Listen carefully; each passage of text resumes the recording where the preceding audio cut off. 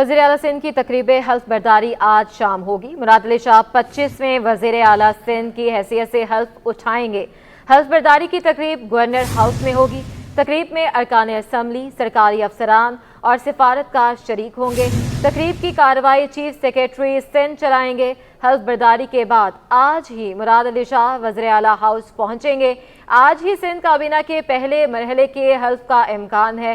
सूबाई काबीना में नासिर हुसैन शाह, शर्जील इनाम मेमन, सईद गनी वजीर बनेंगे। अजरा पिचोह, सरदार शाह, इम्तियाज शेख, मोहम्मद बख्श महर, मखदूम फ़खरुज़्ज़मा, मुकेश कुमार चावला के नाम भी काबीना में शामिल हैं। मुराद अली शाह तारीख में पहली बार 2/3 अक्सरियत से वज़ीर आला मुंतखब हुए। मुराद अली शाह मुसलसल तीसरी बार वज़ीर आला मुंतखब हुए हैं। इस पर मज़ीद अपडेट हासिल करने के लिए बात करेंगे हमारे नुमाइंदे आज़ाद नोरियो हमारे साथ मौजूद हैं। जी आज़ाद, क्या तफसीलात हैं आपके पास?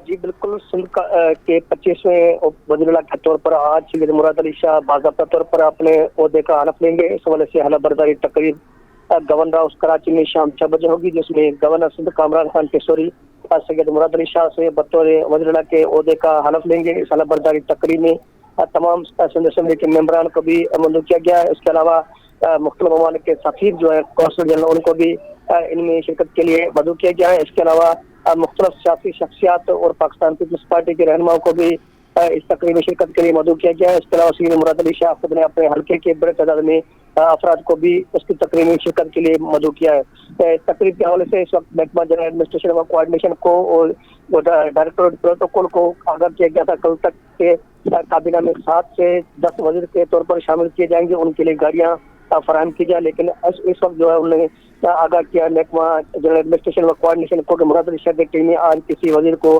शामिल नहीं किया जा रहा है। इस हवाले से उन्होंने तस्दीक कर दी कि सिर्फ मुराद अली शाह आज जो है बतौर वज़ीर के ओहदे का हलफ लेंगे, लेकिन काबीना में किसी वज़ीर को आज की तकरीब में शामिल नहीं किया जा रहा है। इस मामले पर मुशावरत का अमल पाकिस्तान पीपल्स पार्टी की क़यादत के माबेन जारी है। जैसे फैसला होगा जिसके बाद शेड्यूल जारी करके डायरेक्टोरेट प्रोटोकॉल को आगाह किया जाएगा। लेकिन इस वक्त तक ये कहा जा रहा है कि मुराद अली शाह अकेले ही वज़ीर के तौर पर हलफ करेंगे, लेकिन काबीना में किसी वज़ीर को आज शामिल नहीं किया जा रहा है। जी अच्छा आज़ाद, ये भी बताइएगा काबीना में किन किन नामों पर इत्तेफाक किया गया है?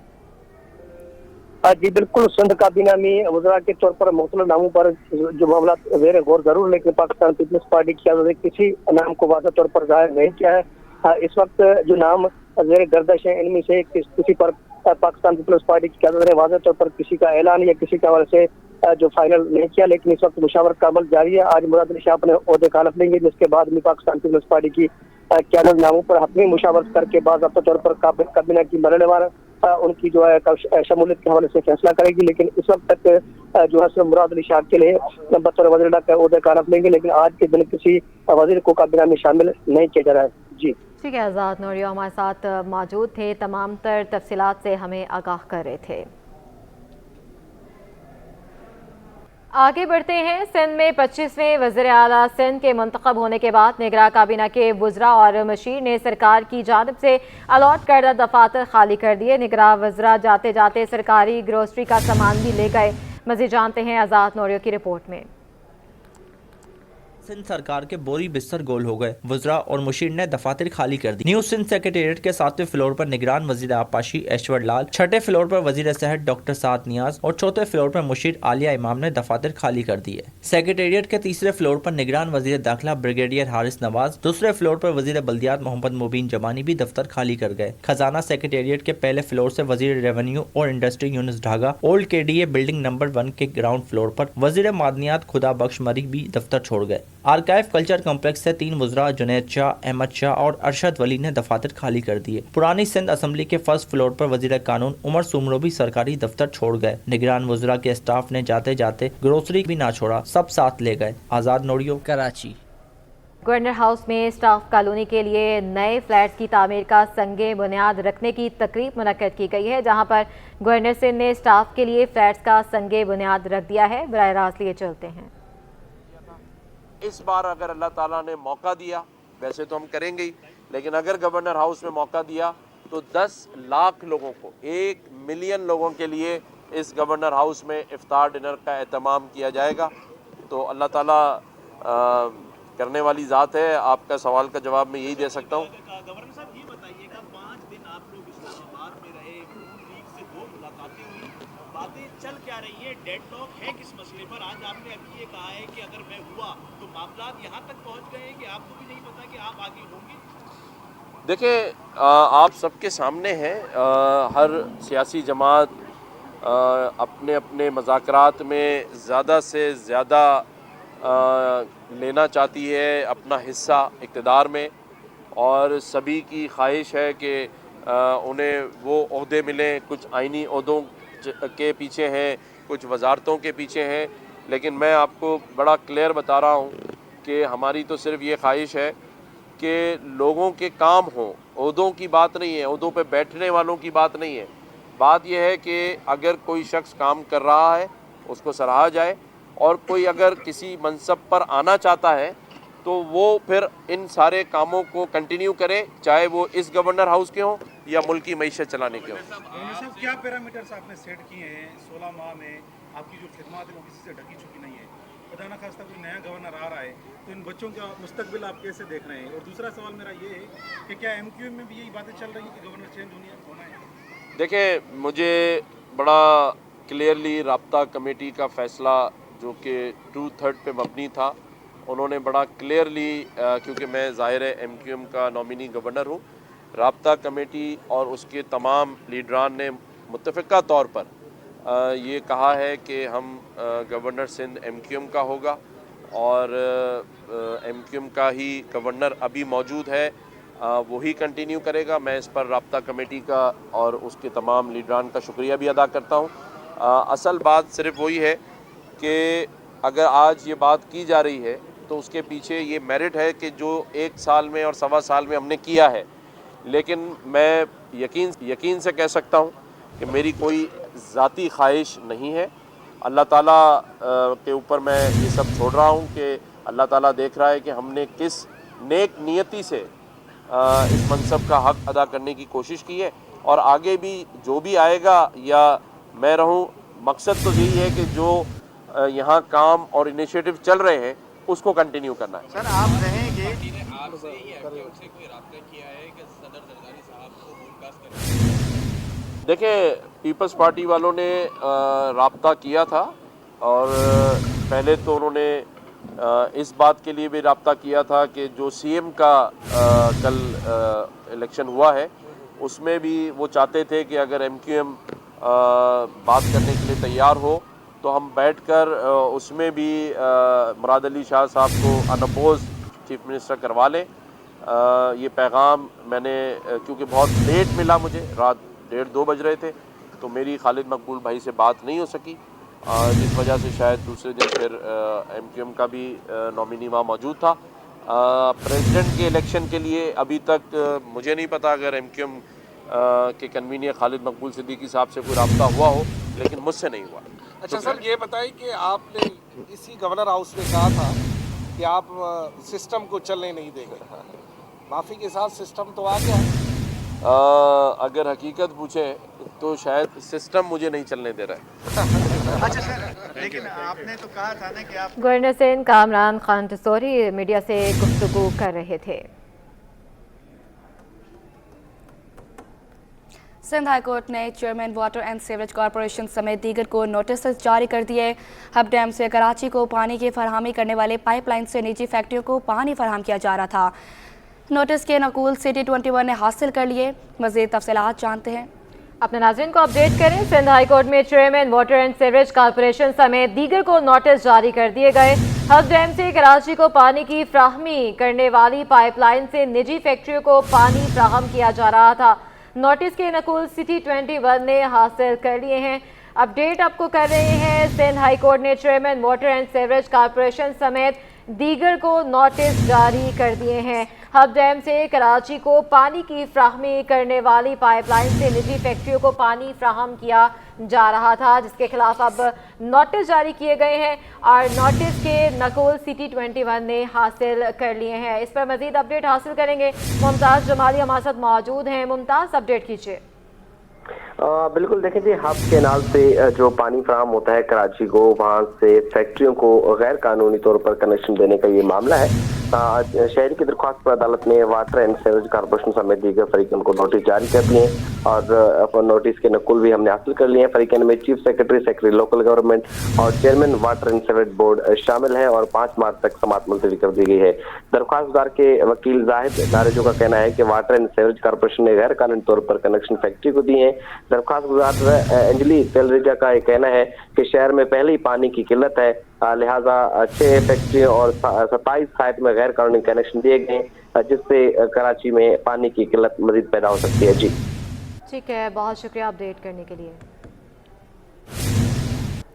वाटर पंप पर मौजूद पेडेस्ट्रियन ब्रिज 2 साल बाद भी मुकम्मल न हो सका। इंतजामिया सिर्फ सीढ़ियां बनाकर भूल गई है। शहरियों को सड़क पार करने में शदीद मुश्किलात का सामना है। अपडेट करेंगे, फरहान खान वहां पर मौजूद हैं, जी बताएगा। जी बिल्कुल, इस वक्त जो है मैं वाटर पंप के रोड के ऊपर मौजूद हूँ। ये रोड जो है वो सुराब बोर्ड से आने वाला ट्रैफिक जो आगे वाटर पंप की तरफ जाता है, यहाँ पे जो है वो हैवी ट्रैफिक के बाई जो है वो पेडिस्टन ब्रिज का होना जो है वो इंतहाई लाजिम है।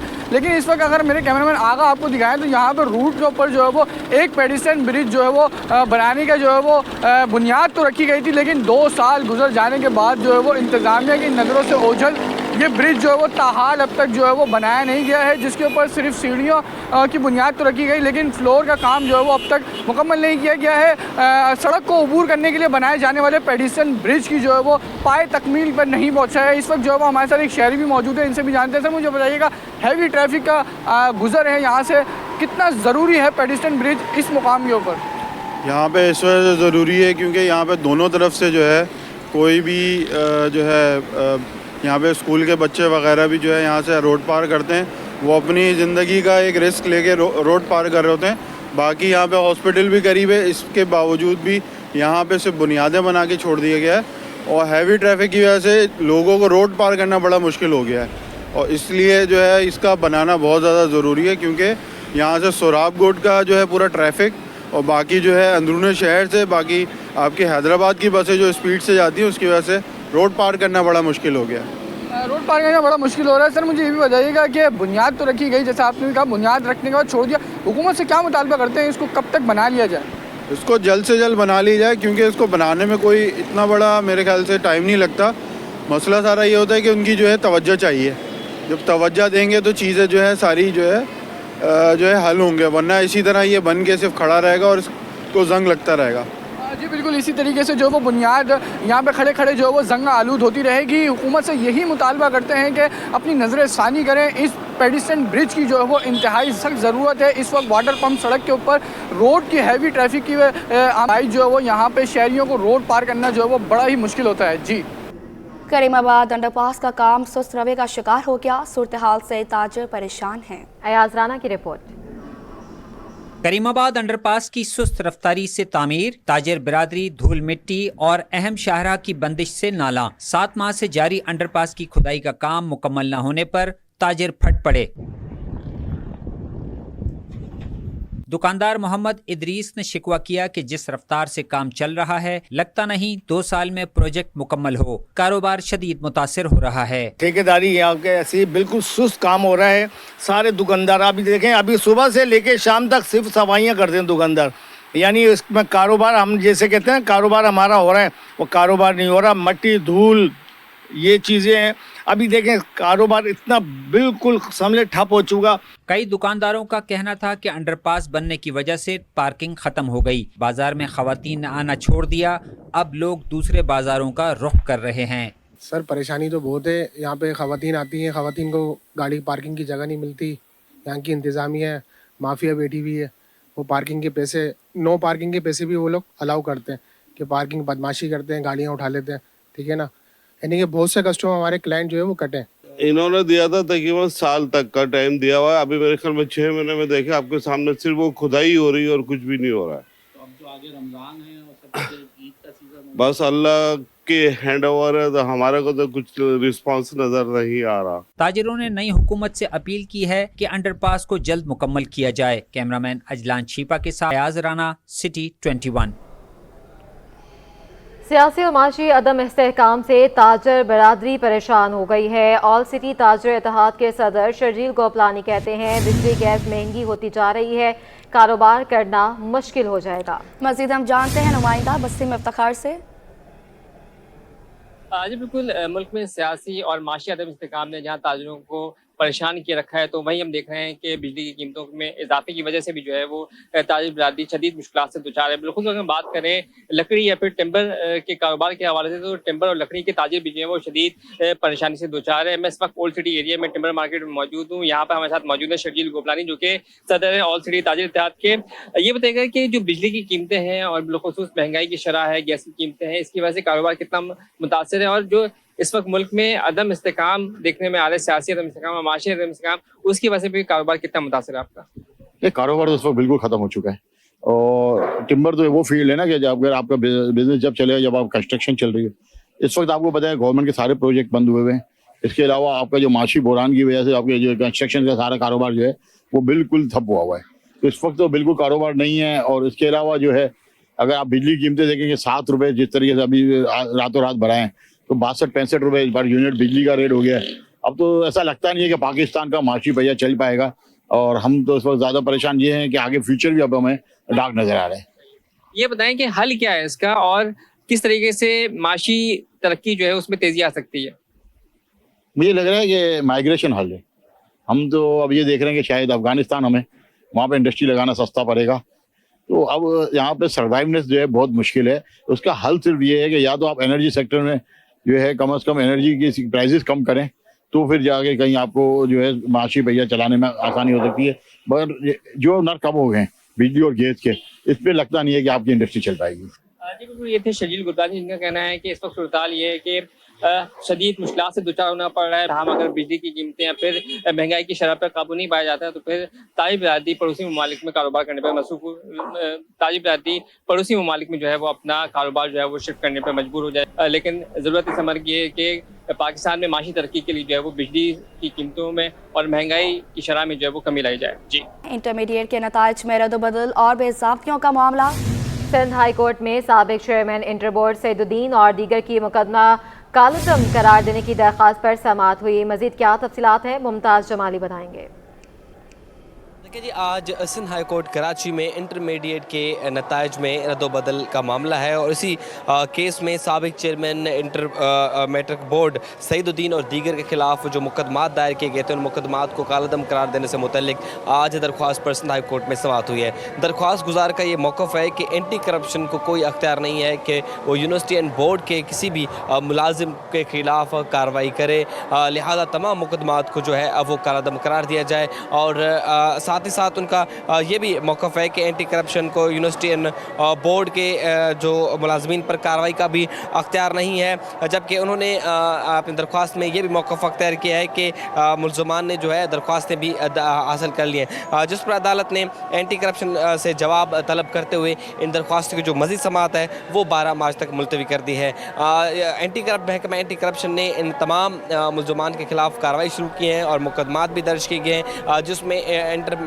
के साबिक चेयरमैन समेत दीगर मुलाजमीन शामिल हैं। बहुत शुक्रिया अपडेट करने के लिए। नई हुकूमत साजी का मामला, एमक्यूएम पाकिस्तान का आला सतही वफ्द कल इस्लामाबाद रवाना होगा। एमक्यूएम वफ्द में खालिद मकबूल सिद्दीकी, मुस्तफ़ा कमाल और फारूक सत्तार शामिल होंगे। एमक्यूएम का वफ्द नून लीग की आला क़यादत समेत दीगर सियासी शख्सियात से मुलाकात करेगा। अहम मुलाकातें होने जा रही हैं। नई हुकूमत साजी का मामला है, तमाम सियासी जमातें मुतहरिक हो गई हैं और अहम मुलाकातें शेड्यूल का हिस्सा बनती जा रही हैं। और अब एक और जो है मुलाकात होने जा रही है। एमक्यूएम पाकिस्तान का आला सतह का जो वफ्द है कल इस्लामाबाद रवाना होगा। एमक्यूएम के वफ्द में खालिद मकबूल सिद्दीकी और दीगर शामिल हैं। मजीद बात करेंगे शुएब मुख्तार से। शुएब, क्या तफसीलात? जी बिल्कुल, वफाकी काबीना बनने से कबल जो है सियासी जोड़ तोड़ का सिलसिला जारी है। इस सिलसिले में एमक्यूएम पाकिस्तान का आला सतही वफ्द जो है कल इस्लामाबाद रवाना होगा। एमक्यूएम पाकिस्तान के इस वफ्द में कन्वीनर एमक्यूएम डॉक्टर खालिद मकबूल Siddiqui, senior deputy convener Mustafa कमाल, फारूक सत्तार व दीगर जो है शामिल होंगे। एमक्यूएम का वफ्द जो है कल नून लीग की आला क़यादत समेत दीगर सियासी शख्सियात से भी मुलाकात करेगा। जिसमें स्पीकर कौमी असेंबली, डिप्टी स्पीकर कौमी असेंबली के इंतखाब से मुतालिक मुख्तलिफ उमूर पर जो है मुशावरत होगी। MKM के नामुंतखब अरकान असेंबली को भी 29 फरवरी को कौमी असेंबली के इजलास में शिरकत की हिदायत जो है वो दे दी गई है। मुख्तार, मजीद अपडेट हासिल करने के लिए फिर से रब्ता करेंगे। फिल वक्त बहुत शुक्रिया। आपको बताते चलें, जुडिशल मजिस्ट्रेट गरबी की अदालत में 3 करोड़ 50 लाख मालियत के चेक बाउंस के केस की समाअत हुई है। इस पर मजीद बात कर लेते हैं जवाद आसिफ से। जी जवाद।